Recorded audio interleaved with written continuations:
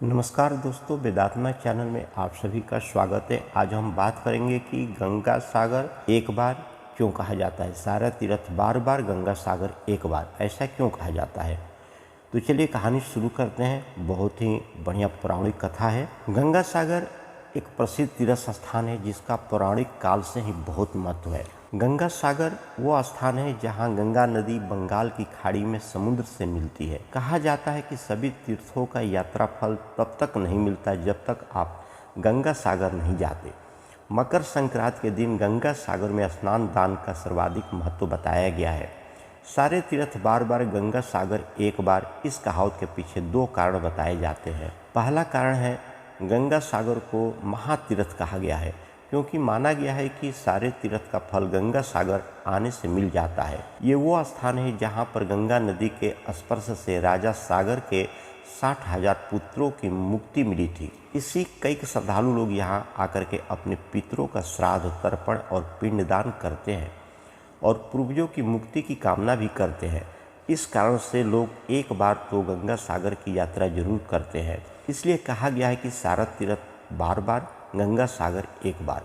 पुराणों में भी गंगा सागर में दान और स्नान को धार्मिक और आध्यात्मिक दृष्टि से काफ़ी महत्वपूर्ण बताया गया है। दूसरा कारण है, कलकत्ता से गंगा सागर जाने के लिए पहले 86 किलोमीटर दूर काकद्वीप जाना होता है, जहां हार्वर्ड प्लाइट से 3.5 किलोमीटर स्टीमर नाव के जरिए सागर द्वीप पहुंचते हैं। इसके बाद सागर द्वीप पर 32 किलोमीटर यात्रा करने के बाद गंगा सागर तीर्थ आता है। पुराने समय में ये यात्रा काफ़ी दुष्कर और कठिन थी। कई दिन की यात्रा करने के बाद लोग गंगा सागर पहुंच पाते थे, इसलिए लोग दोबारा जाने की सोच भी नहीं सकते थे। इसलिए लोग कहते हैं कि सारे तीर्थ बार बार, गंगा सागर एक बार। गंगा सागर की कहानी क्या है।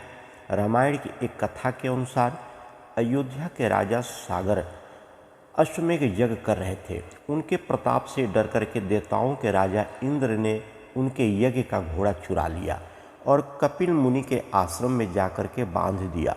राजा सागर की दो रानियां थीं, केसनी और सुमति। केसनी का एक पुत्र था जिसका नाम असमंजस था और सुमति के 60,000 पुत्र पैदा हुए।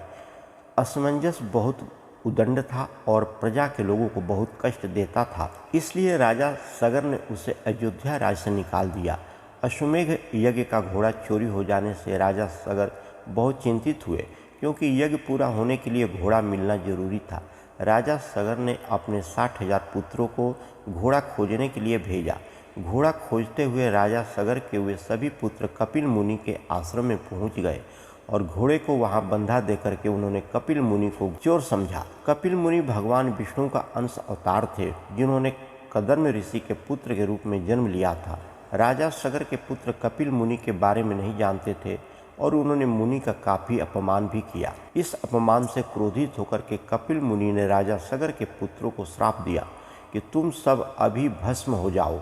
मुनि के श्राप देते ही तुरंत राजा सागर के 60,000 पुत्र वहीं भस्म हो गए। जब काफ़ी समय बाद राजा सागर के पुत्र वापस नहीं आए तो उन्होंने अपने पौत्र अंशुमान, जो कि अजमंजस का पुत्र था, अपने चाचाओं का पता लगाने के लिए भेजा। अंशुमान भी खोजते खोजते कपिल मुनि के आश्रम पहुंच गया। वहां उसने यज्ञ का घोड़ा और हजारों की संख्या में अस्थि पंजर और राख देखी तो वे समझ गया कि क्या हुआ होगा।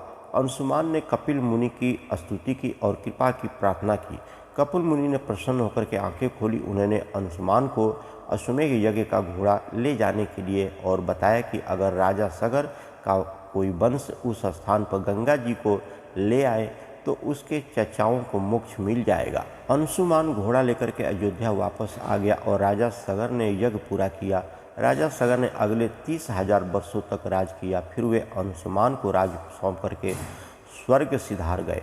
अंशुमान ने गंगा जी को पृथ्वी पर लाने का बहुत प्रयास किया लेकिन वे अपने जीवन में सफल नहीं हो पाया। अंशुमान के पुत्र दिलीप ने भी काफ़ी तप किया लेकिन वो भी गंगा जी को लाने में असफल रहे।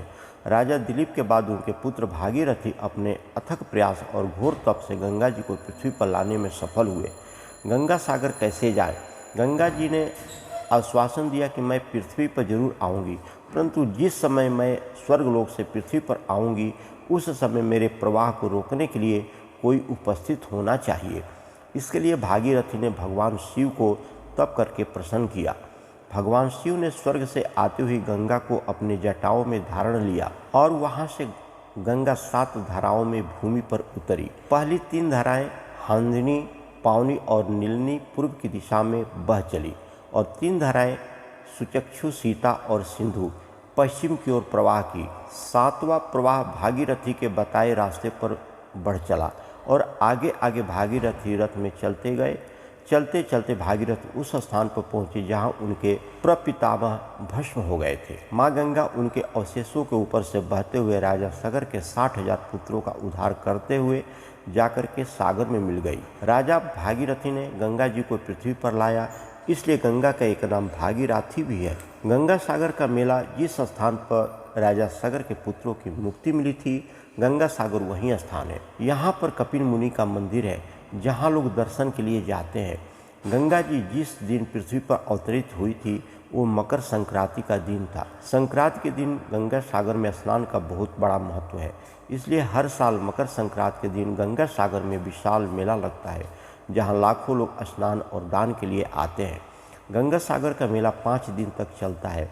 इस दौरान तीर्थ यात्री लोग मुंडन, श्राद्ध, पिंडदान और समुद्र में पितरों को जल अर्पित करते हैं। गंगा सागर में कपिल मुनि का प्राचीन मंदिर था जो कि समुद्र में समा गया।